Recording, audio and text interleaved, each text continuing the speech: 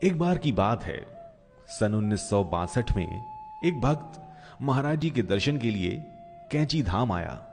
दर्शन के बाद विदा होते समय महाराज जी ने उससे बोला कि तू जा, 4-5 दिन में मैं भी बरेली आऊंगा। वो भक्त अति प्रसन्न हुआ और लौटने के चौथे दिन से ही वो अपने एक आदमी को डॉक्टर भंडारी के घर भेजने लगा, ये देखने के लिए कि महाराज जी वहां आए हैं या नहीं। महाराज जी जब भी बरेली आते थे तो डॉक्टर भंडारी के यहां ही रुकते थे। नौकर जाता और देख के आता, परंतु वहां महाराज जी नहीं आए। उस भक्त ने अपने नौकर को कई बार भेजा। नौकर ऊब गया कि अरे महाराज जी तो आए ही नहीं हैं, आप मुझे बार बार क्यों भेजते हैं।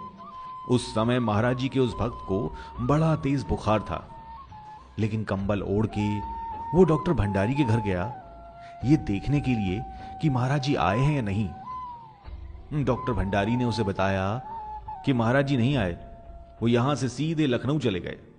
महाराज जी का वो भक्त बहुत हताश हो गया और रो पड़ा और मन ही मन कहने लगा कि महाराज जी बरेली क्यों नहीं आए, मैं तो उनका इंतजार कर रहा था।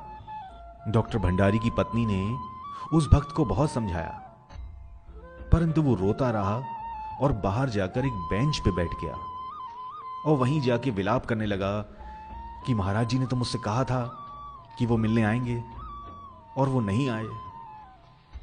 काफी देर तक वहीं बैठा रहा ठंड में। तभी नीम करोली बाबा का चमत्कार हुआ और एक जीप फटाक से आकर वहां रुक गई और उस जीप में से महाराज जी उतरे। जीप से उतरकर उस भक्त की ओर हल्की सी नजर डालकर बाबा जी भीतर चले गए। बाबा जी को देखकर वो भक्त इतना खुश हुआ कि वो बाबा जी को प्रणाम करना भूल गया। तब रामानंद, जो उस जीप का ड्राइवर था, उसने उस भक्त को बताया, अरे भैया, महाराज जी तो फरीदपुर से भी आगे पहुंच चुके थे, परंतु उसके आगे तो गाड़ी बढ़ी ही नहीं, वहीं जाम हो गई। और महाराज जी कहने लगे, प्यारे लाल रो रहा है, चलो वापस बरेली। अरे भैया, हम तो 17-18 किलोमीटर दूर से वापस आ रहे हैं। उस भक्त के अंदर की सच्ची पुकार बाबा जी को वापस खींच लाई।